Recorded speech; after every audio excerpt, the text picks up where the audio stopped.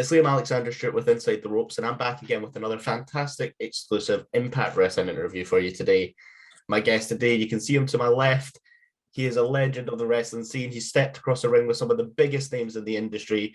He's one of the most incredibly naturally charismatic and talented performers out there. And now, ahead of Impact Wrestling's Bound for Glory pay-per-view, he finds himself returning following an untimely injury, and we're going to chat all about it. It's none other than Mr. Heath himself. Heath, how are you doing today? Oh, baby, that was a good introduction, man. Thank you.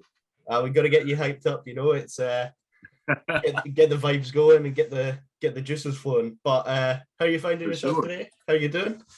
Man, I'm doing good, man. Literally, I woke up this morning, got my kids breakfast, lunch packed, got them off to school, and I hit physical therapy for about 2 hours. Oh, so I assume. Hey, man, it's okay because I'm on the tail end of it, and I see the sunrise now, so it's all good. Well, I guess it makes the most sense to start talking about the injury. Obviously, it came at such an unfortunate time for yourself because you'd made your debut for Impact. The momentum was behind you. Everyone was excited to see what you were going to do with sort of the full creative freedom that Impact offers, and then it kind of got completely halted. What was that sort of like mentally to have to try and sort of manage? Was it something that you were like determined to just not let affect you, or was it a real struggle to kind of be like, right, I've come to Impact and now this has happened? Where was your mind at? Well, I'm just going to walk you through it, man. So, you get released with the company that you were with for 15 years over a COVID outbreak. And then next thing you know, you just like, okay, I'm in the middle of a pandemic and I just lost my job. What's going on? Thank God, other companies reached out, other companies were interested. And the one company that fit my agenda, what I wanted to do and everything was Impact, man, because like I've missed out on a lot over the years with the family and everything just because you're always gone. So I didn't want to always be gone, but I did want to wrestle too. So I'm kind of having my cake and eating it too. But I decided to go with Impact, and I mean, I think it's still going to be a good choice for me, just basically mentally. But then when I got in there ready to whoop some ass, man, it was like the rug literally got pulled out from underneath me, just like the promo I said, last week. But it was just, I didn't think it was going to be a major thing. I just thought, because when I first went to the doctor after the match and everything, it was like, they told me it was just a hernia, and I'm just like, well, okay. They're like, oh, wait a month, and then, you might have to have a little surgery. So I waited a month, and my whole left leg was every color of the rainbow, man. Like, it was just, yeah, this ain't just a hernia. What's going on here? So after, 3 different doctors and daggone, this and that and this and that, I finally went to the right doctor up in Duke University. His name's Dr. Novick, and he found out that I had 2 sports hernias, one on the left and the right side of my pelvic bone. My abductor muscle had to get resutured back to the bone. I don't even have a rectus muscle anymore. They had to cut it clean. And I had to get 3 pieces of mesh in the lower abdomen wall because it was all like cut up and everything. It was like just holding together with scar tissue. So the doctor was looking at me like, dude, like, this has been going on for years because you have so much scar tissue. Like, how did you feel this pain or nothing? And I'm just like, bro, I don't know. Like, I have no idea. But so Bound for Glory was supposed to be a very good night for me. And literally, man, I hit a move, the neck breaker that I hit the last 15 years of my career. And it felt like someone stabbed a knife right through my stomach. And you can just watch it back, man. Like, when I watch it, I just hold my head down like, oh, God. Like, you can just see me trying, but it's just not working, So it's just like, it was time for me to go. But yeah, I'm back from it. I've been going to rehab, physical therapy. I'm down at Architect Sports in Charlotte, North Carolina. And these 2 little girls, Courtney and Katie, are kicking the living crap out of my butt. And it's paying off, man. Like, it's paying off. So hopefully, on October 23rd at Bound for Glory, at Sam's Town in Las Vegas, I'll be able to get my rhino back. You mentioned Impact and sort of the agenda of what you were looking for, and you mentioned sort of the slightly more relaxed and family-friendly schedule, allowing you to spend more time with your kids. What else about Impact kind of helped make that decision for you? And was it one that was quite sort of, you know, was it a quick process, or was it one where you had to sit and go, well, there's this or there's that, or was it a case of Impact are interested, let's go? Well, when I told my wife the 3 opportunities that I had, her first reaction was Impact. She was like, do Impact, you know, and everything. She was like, I mean, because like they're paying me good, the schedule's light, and they're allowing me to do other things on the side, to where it's like, you can't really beat that in my position of being held down. Well, I don't want to say held down, but like not being able to branch out at all for 15 years of my career, you know, to where they're like, yeah, man, we'll pay you this. You got to work just these dates. If we have some media, you know, we'd like you to do media, and you can do what you want on the side. I just was like, well, shoot, you know, don't twist my arm too hard. So it was like, to me, it was one of those things where like, that's what really drew my interest, you know, just that I have some freedom, man. And they like listen to storylines, you know, like if you have a story that you want to tell, it's like, hey man, what about this? What do you think about that? And they're like, great, yeah, let's run with it. And I'm just like, what? Hold on, really? Do you listen to me? You know, it's just, the atmosphere is really cool. You said there about the idea of, you know, them listening to sort of storylines and pictures you've got and let you roll with it. I've read an interview with you recently where you talked about, you know, having to sit there and kind of be quite adamant about doing the very famous free agent thing that you did, and not just kind of appearing at the end of SmackDown as drafted. Is there? I'm always interested when we're speaking with talent. Is there been a particular pitch that you've had that got knocked back that you sit there now and you go, oh man, I wish I had been allowed to do that, or I wish I could have run with that? Is there one that stands out to you? A pitch that didn't happen? Yeah. Well, there was one pitch that happened, was supposed to happen with 4 of us, like the Social Outcast group. And they were hyping it up to us to where we were going to be like D Generation X, you know, to where it was just like, and I'm looking at all of us in the group and I'm like, we could totally pull this off. Like, we could definitely pull this off if they allow us, you know? And then, like, I don't know what happened in the mix of the whole Social Outcast. And then it was supposed to have been like a DX, us being running wild and not really being the Social Outcast. But then they like watered it down so bad to where it was like, we just became another job squad, to where I'm just like, man, there are some good workers in this bunch and we can really perform. They can talk, you know, and we can have like good entertaining segments. Like we can do some fun things. And it just got washed away. And like, I still don't even know how it went from, hey guys, you're going to be like this. You're going to be going out pulling pranks on people, and y'all going to be like the baby faces of a group. You know, y'all going to be wild and rough on the edges, you know, that type thing. To, nah, we're just going to let y'all go and do what y'all did. I mean, we got a movie out of it. We were all in the Marine 5, but I got to experience how it was to be in a movie. So that was pretty cool. But yeah, man, it was like, that's one thing. And I loved their entrance music, man. Oh, their entrance music song. was really cool. And it was just like, man, there was so much potential that they just, you know how you go pop a can, but then the tap breaks, but it doesn't open. I feel like that's what Social Outcast was. Like, oh yeah. Oh man, give me another one. You know? You've been part of several really successful teams in your time, and right now we see you rekindling this past partnership with Rhino, trying to get your Rhino back. What's it been like working with Rhino over the last few years, and where did that sort of partnership and kinship first start? What caused that? How did it begin? What was the process behind it? Honestly, the process behind me and Rhino is that we got thrown together, man. We literally just got thrown together. But then again, I feel like is what should have happened though.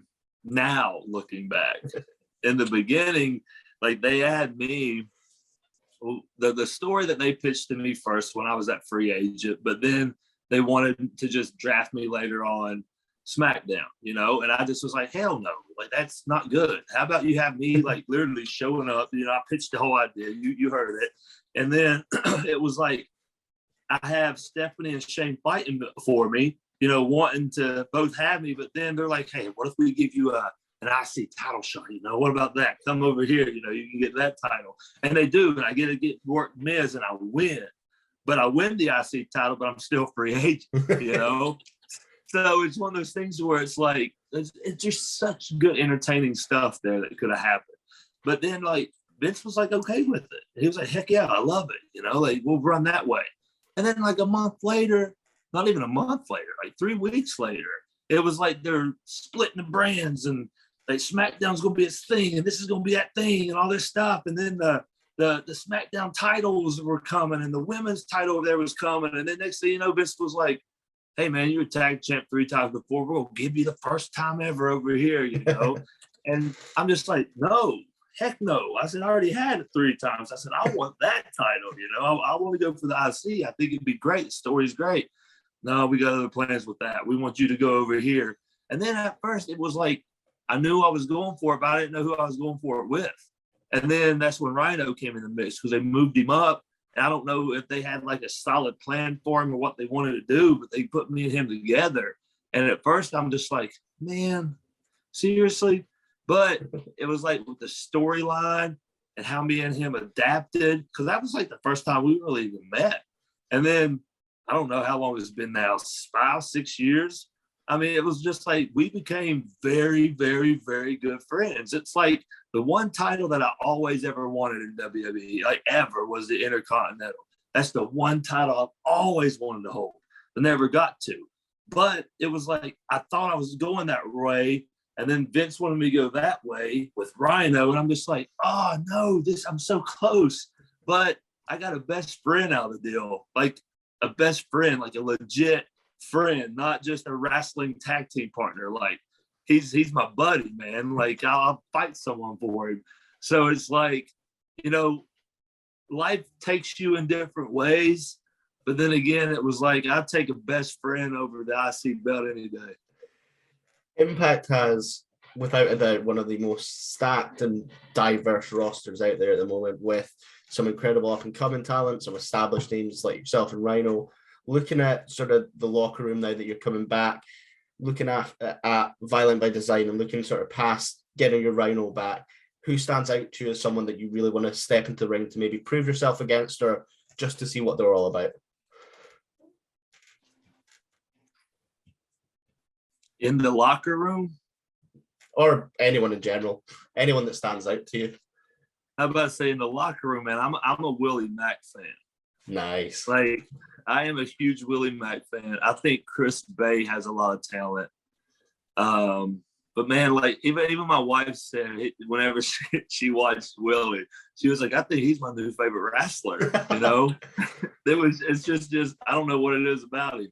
And another thing, me and Willie became good buddies. And it wasn't because we hung out and all that stuff. But when I got hurt, man, he checked on me every other day. I am dead serious. Sending me these funny things just on Instagram to where I'm just laughing at. Me and him I have more voice messages with me and him than I do with my wife, man. It's just like, it's just crazy.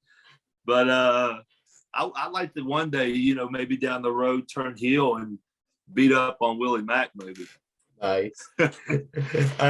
We mentioned Violent by Design, obviously issues with them there, but in terms of a dominant faction that is tearing up the company like Violent by Design Bar, you know all too well about being in that role yourself. You know, we saw you and your Bandit guys tear up.